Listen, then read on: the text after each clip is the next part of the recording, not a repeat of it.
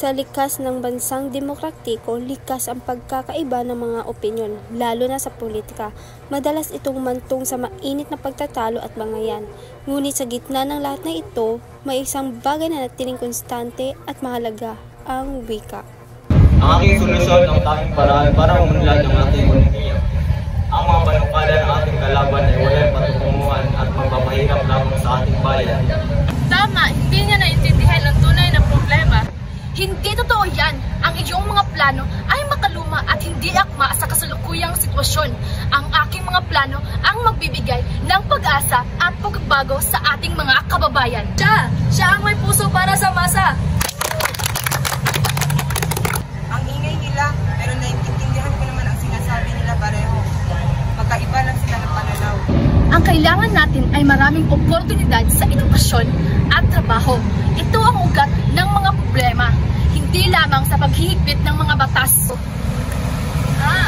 Si Ginoong Vergara gusto ng kapayapaan. Si Ginintana naman gusto niyang tutunan ang kahirapan. Pareho silang may punto. At dahil sa isang wika na ipapaliwanag nila ang mga dahilan. Naintindihan ko ang kanilang mga argumento, kanilang mga pangako at kanilang mga pagkakaiba.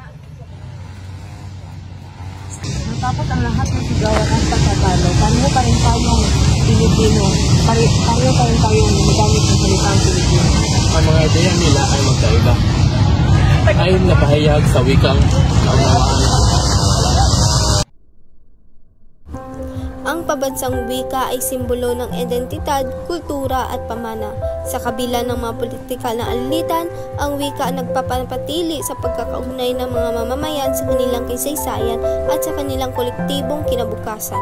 Ito ang nagbibigay daan sa pagpatuloy ng diskurso, sa paghahanap ng solusyon at sa pagpapatibay ng pabansang dangal at pagkakaisa.